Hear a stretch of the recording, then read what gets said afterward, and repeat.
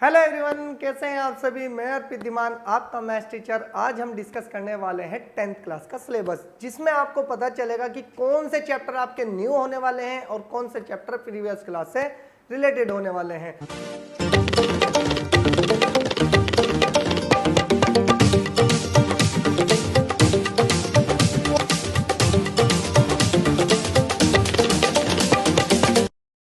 तो हम शुरुआत करते हैं सबसे पहले एनसीईआरटी के इंटरफेस की कि आपकी एनसीईआरटी बुक दिखती कैसी है। सबसे पहले देखते हैं हम इंटरफेस को।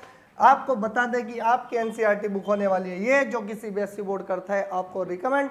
अब आपको बता दिया जाए कि आपके जितने भी एनसीईआरटी में आपके चैप्टर्स हैं उनको बोर्ड्स ने किया हुआ है यूनिट्स में डिवाइड, कि कितनी यूनिट्स आपकी आने वाली है कितने मार्क्स की और कितने यूनिट्स में कितने चैप्टर होने वाले हैं। तो सबसे पहले हम डिस्कस करते हैं उन्हीं के बारे में। तो आपके पास बात करते हैं हम किसकी, आपकी यूनिट्स की। आपको पता होना चाहिए कि हमारे पास 10th क्लास में 7 यूनिट्स होने वाली है और 7 यूनिट्स को डिवाइड कर दिया गया है एक पर्टिकुलर मार्क्स के अकॉर्डिंग। आपको बता दें कि आपके पास जो फर्स्ट यूनिट है उसका नाम है आपके पास नंबर सिस्टम। नंबर सिस्टम आपका जो पेपर में आने वाला है वो बोर्ड में नंबर कितने मिलेंगे आपको, उसमें से 6 मार्क्स का आपका नंबर सिस्टम आने वाला है। इसके बाद आपको सेकंड यूनिट में मिलने वाला है अलजेब्रा। अलजेब्रा में आपको कितने नंबर मिलने वाले हैं, 20 मार्क्स, यानी कि आपका अलजेब्रा जो है वो 20 मार्क्स का आने वाला है। इसी के साथ हम थर्ड यूनिट्स के बारे में बात करते हैं, जिसका नाम है कोऑर्डिनेट ज्योमेट्री। कोऑर्डिनेट ज्योमेट्री आपको पेपर में जो मिलने वाली है वो मिलने वाली है 6 नंबर्स की। और इसके बाद फोर्थ यूनिट यानी कि आपके पास होने वाली है ज्योमेट्री, और ज्योमेट्री आपको मिलेगी बोर्ड्स में 15 मार्क्स की। इसके बाद सिमिलरली हम बात करें फिफ्थ यूनिट की, जो कि है ट्रिग्नोमेट्री। और ट्रिग्नोमेट्री आपके पास इस बार न्यू टॉपिक होने वाला है, बहुत ही इंटरेस्टिंग चैप्टर है, इसके बारे में हम डिस्कस करेंगे। और ये आपका होने वाला है बोर्ड में 12 मार्क्स का। इसी के साथ सिक्स्थ यूनिट जो है आपके पास वो है मेंसुरेशन, जो कि आप 9th क्लास में थोड़ा सा कवर करके आ चुके हैं, और वो होने वाली है आपकी 10 मार्क्स की। इसी के साथ आपके पास आने वाली है 7th यूनिट, और 7th यूनिट में आपके पास होने वाली है स्टैटिस्टिक्स एंड प्रोबेबिलिटी, और ये बोर्ड में आपको मिलने वाली है आपकी 11 मार्क्स की। ओवरऑल कर लिया जाए तो हम ध्यान से देखिए, इन सभी मार्क्स का जो टोटल बैठेगा वो होगा 80 मार्क्स का। अब सर 20 मार्क्स कहाँ गए, 20 मार्क्स मिलेगा आपको प्रैक्टिकल के, जो कि आपको स्कूल से मिलने वाले हैं। तो हमारा सिर्फ मकसद होना चाहिए कि हम 100 आउट ऑफ 100 की ही तैयारी करके चलें। तैयारी कैसे करनी है वो आपको हम बताएंगे। तो इसके बाद देखते हैं कि किस यूनिट में कौन से चैप्टर आपके होने वाले हैं। सबसे पहले हम बात करते हैं फर्स्ट यूनिट की, जो कि आपके पास है नंबर सिस्टम। नंबर सिस्टम में ओनली एक चैप्टर होने वाला है, जिसका नाम है रियल नंबर्स। इसके बाद सेकंड यूनिट की बात करें, जो कि थी आपके पास अलजेब्रा। अलजेब्रा में मिलेंगे आपको 4 चैप्टर्स। एक चैप्टर है आपके पास पॉलिनोमियल, एक चैप्टर आपके पास pair of linear equation in two variables. इसके बाद बात करते हैं क्वाड्रेटिक इक्वेशन, आपके पास चैप्टर रहने वाला है। और सिमिलरली इसी के तरह से एक और चैप्टर है आपके पास अर्थमेटिक प्रोग्रेशन। नाम नया है लेकिन आपको बहुत ही मजा आने वाला है इस चैप्टर को भी पढ़ने के लिए। इसी के बाद चलते हैं थर्ड यूनिट में। थर्ड यूनिट है आपके पास कोऑर्डिनेट ज्योमेट्री, तो चैप्टर का नाम भी होने वाला है आपका कोऑर्डिनेट ज्योमेट्री। सेम इसी तरह से आपके पास फोर्थ यूनिट है। फोर्थ यूनिट है ज्योमेट्री। ज्योमेट्री में आपको 2 चैप्टर्स मिलने वाले हैं, एक का नाम है ट्रायंगल्स और एक का नाम है सर्कल्स। देखो, एक ट्रायंगल चैप्टर रहेगा आपके पास और एक आपके पास सर्कल चैप्टर रहने वाला है। इसी के बाद आपके पास आती है फिफ्थ यूनिट, जिसका नाम है ट्रिग्नोमेट्री। ट्रिग्नोमेट्री में आपके पास 2 चैप्टर मिलने वाले हैं। एक तो आपके पास रहेगा इंट्रोडक्शन टू ट्रिग्नोमेट्री, जिसमें हम आप उसी में ही पढ़ेंगे ट्रिग्नोमेट्रिक आइडेंटिटीज, कुछ प्रॉपर्टीज आपको कवर कराई जाएगी इंट्रोडक्शन टू ट्रिग्नोमेट्री में। इसी के साथ अगला चैप्टर आएगा आपका, जिसमें टॉपिक होने वाला है height and distance. Height and distance का आपका वहां पे चैप्टर का नाम होगा सम एप्लीकेशन ऑफ ट्रिग्नोमेट्री। इसमें 2 ही टॉपिक आपके होने वाले हैं, एक तो एंगल ऑफ एलिवेशन होने वाला है और एक एंगल ऑफ डिप्रेशन होने वाला है। साथ ही साथ अगर हम ध्यान से देखें तो मेंसुरेशन में हमारे पास 2 चैप्टर होने वाले हैं, जो कि रहेगा areas related to circles and surface areas and volume. आपके पास एरियाज रिलेटेड टू सर्कल्स, जो कि आपका एक न्यू चैप्टर होने वाला है, बड़ा ही इंटरेस्टिंग चैप्टर है। आपको पता चलेगा कि इसमें सर्कल के डिफरेंट टाइप से आप किस तरह से एरिया को मेजर कर सकते हैं। नेक्स्ट आपके पास जो यूनिट्स रहने वाली है वो यूनिट्स रहने वाली है आपके पास 7th यूनिट्स, जो कि थी स्टैटिक्स एंड प्रोबेबिलिटी। तो इसमें भी आपको 2 चैप्टर मिलने वाले हैं, एक मिलेगा आपको स्टैटिस्टिक्स और एक मिलेगा आपको प्रोबेबिलिटी। दोनों के दोनों न्यू ही चैप्टर होने वाले हैं आपके, बहुत ही मजा आने वाला है पढ़ने के लिए। अब हम चलते हैं अपने किसके चैप्टर्स के बारे में। अब हम चैप्टर्स को देख लेते हैं कि आपके पास 10th क्लास में चैप्टर्स कौन कौन से होने वाले। ये तो हमें पता चल गया कि कौन सी यूनिट में कौन सा चैप्टर आपको मिलने वाला है और किस तरह से हमें उसको तैयार करके चलना है। सबसे पहले बात कर लेते हैं हम फर्स्ट चैप्टर की। फर्स्ट चैप्टर आपका होने वाला है रियल नंबर। रियल नंबर में बहुत ही अच्छा एक चैप्टर है जो कि 9th क्लास से रिलेटेड रहने वाला है।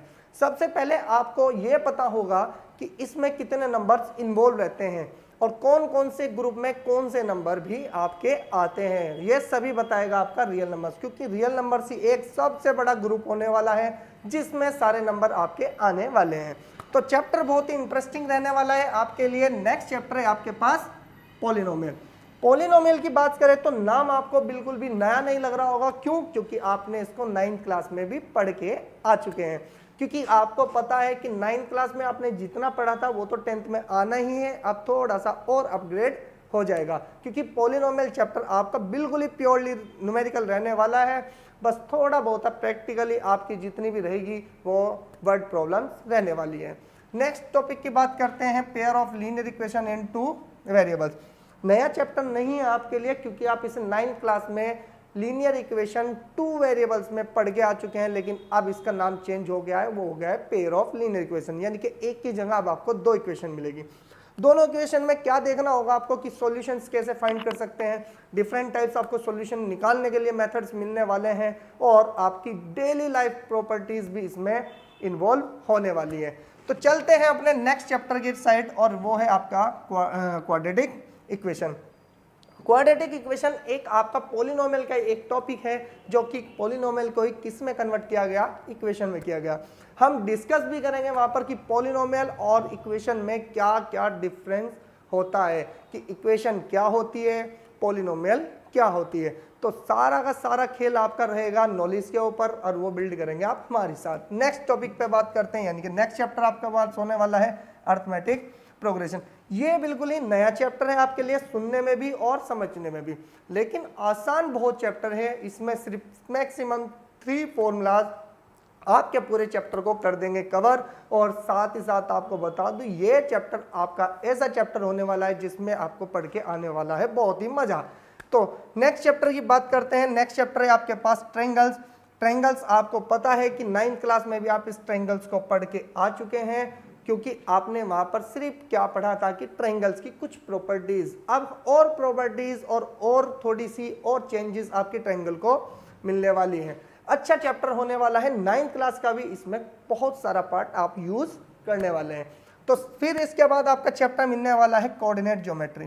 कोऑर्डिनेट ज्योमेट्री आपके लिए नया तो होने ही नहीं वाला है, क्योंकि अभी तक आपको पता है कि कोऑर्डिनेट ज्योमेट्री में आप क्या क्या आप सीख के आ चुके हैं। ग्राफ बनाना सीख चुके हैं, किसी को ग्राफ में पॉइंट कैसे पॉइंट आउट करते हैं, सब कुछ आप सीख चुके हैं।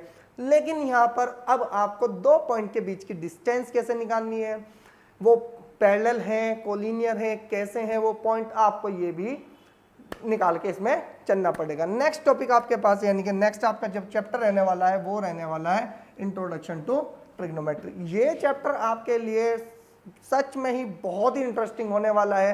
नाम सुनकर ही बच्चा इससे डर जाता है, लेकिन आप डरिए मत, क्योंकि हम आपके साथ हैं। हम ट्रिग्नोमेट्री को ओनली ट्रिग्नोमेट्री को ट्रिक वाइज पढ़ने वाले हैं। आपको सिर्फ 1-2 ट्रिक्स याद रखनी है और पूरी ट्रिग्नोमेट्री आपकी 10th क्लास की कवर हो जाएगी। और इसी के बाद आपका आने वाला है some application of trigonometry. Trigonometric introduction अगर आप अच्छे से कवर करते हैं तो सम एप्लीकेशन ऑफ ट्रिग्नोमेट्री आपको बहुत आसान लगने वाली है, क्योंकि इसमें आपको सिर्फ 2 ही टॉपिक मिलेंगे, एंगल ऑफ एलिवेशन मिलेगा और एंगल ऑफ डिप्रेशन मिलने वाला, जो कि आपको मैंने अभी थोड़ी देर पहले बताया था। अब इसके बाद आपके पास आने वाला है सर्कल्स। आपने कहा सर सर्कल्स तो हम 9th में भी पढ़ के आ चुके हैं, लेकिन 9th में ही काम खत्म नहीं होता है, क्योंकि अब आप सर्कल्स को और डिफरेंट टाइप से भी पढ़ने वाले हैं, जिसकी कुछ थ्योरम्स होगी, कुछ प्रॉपर्टीज होगी, और कैसे उसको अप्लाई करना है, कैसे आपको सर्कल्स को प्रूफ करके दिखाना है, वो सब आपको यहाँ पर सीखने को मिलेगा। नेक्स्ट चैप्टर की बात करते हैं area related to circles. Sir circles का एरिया तो हमें पता ही है कि पाई आर स्क्वायर होता है, तो ये अब एरिया रिलेटेड टू सर्कल्स क्या चीज है, एक हमने फॉर्मूला पढ़ा था सर्कल का, पता चल गया एरिया, तो अब ये रिलेटेड वाला क्या सीन आ गया। अब आपको बता दूं सर्कल को आप किसी भी डिफरेंट टाइप से ब्रेक कर लीजिए, उसका आप एरिया यहाँ पर फाइंड करना सीख जाएंगे। किसी तरह से टुकड़े कर लीजिए, जैसे आपने देखा होगा कि एक पिज्जा को 6 पार्ट में या 8 पार्ट में या 4 पार्ट में कट करके दिया हुआ था, अब आप उसका भी एरिया निकाल सकते हो उस एक पीस का। अब आप सारे फॉर्मूले यहाँ से इनबिल्ड कर लेंगे, क्योंकि आपको पता है कि ये चैप्टर सर्कल से ही रिलेटेड होने वाला है। नेक्स्ट आपके पास टॉपिक यानी कि अब चैप्टर आने वाला है, वो है सरफेस एरियाज एंड वॉल्यूम्स।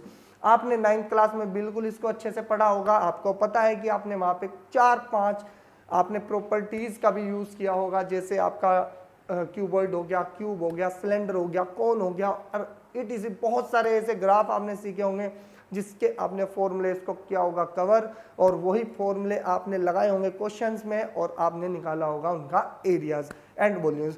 सबसे पहले सबके दिमाग में एक ही बात आती है, सर जो एरिया है और वॉल्यूम्स हैं ये कैसे कैसे काम करते हैं।